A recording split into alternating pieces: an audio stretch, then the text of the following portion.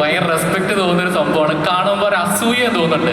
ശരീരം ഒരു 10-15 കിലോ കുറയ്ക്കാൻ വേണ്ടി ഒരു വർഷം ഞാൻ കഷ്ടപ്പെട്ടു. രാജേട്ടൻ ഓർമ്മയുണ്ടോ? 15 കിലോ എവിടുന്ന് കുറയ്ക്കാൻ? ഇനി കുറയ്ക്കാനില്ല, കുറഞ്ഞതാ. ഓർമ്മയുണ്ടല്ലോ പണ്ട് കണ്ടത്. അപ്പൊ അത് വെച്ച് നോക്കുമ്പോൾ നിങ്ങളുടെ ശരീരം കാണുമ്പോൾ എനിക്ക് തോന്നുന്നുണ്ട് ഇതിലൊരു ലുക്ക് വേറെ, നമ്മുടെ മുമ്പിൽ നിൽക്കുന്ന രാജുവേട്ടൻ്റെ ഈ ലുക്ക് വേറെ, നേരത്തെ ആട് ജീവിതത്തിൽ കണ്ടപ്പോൾ ലുക്ക് വേറെ. ഈ ബലൂണ് ഞാൻ ഇതിനു മുമ്പ് കണ്ടിട്ടുള്ളൂ ഇങ്ങനെ വീർക്കുകയും ചുരുങ്ങുകയും ചെയ്യുന്നത്. ഇത് എങ്ങനെ സാധിക്കുന്നു? അത് നമ്മളെ ഒരു സിനിമയോ അല്ലെങ്കിൽ ഒരു കഥാപാത്രമോ ആണ് നമ്മളെ ഇൻസ്പയർ ചെയ്യുന്നത്. അപ്പോൾ ആസ് എൻ ആക്ടർ നമുക്ക് കഴിയുന്നിടത്തോളം കാലം നമ്മുടെ ശരീരം ആ രീതിയിൽ ഫ്ലെക്സിബിൾ ആക്കി വെക്കുക എന്നുള്ളതാണ് എനിക്ക് തോന്നിയിട്ടുള്ളത്. അങ്ങനെ നോക്കുകയാണെങ്കിൽ ഞാൻ കണ്ടിട്ടുള്ള ഏറ്റവും ഫ്ലെക്സിബിൾ ആക്ടർ മമ്മൂക്കയാണ്. കാരണം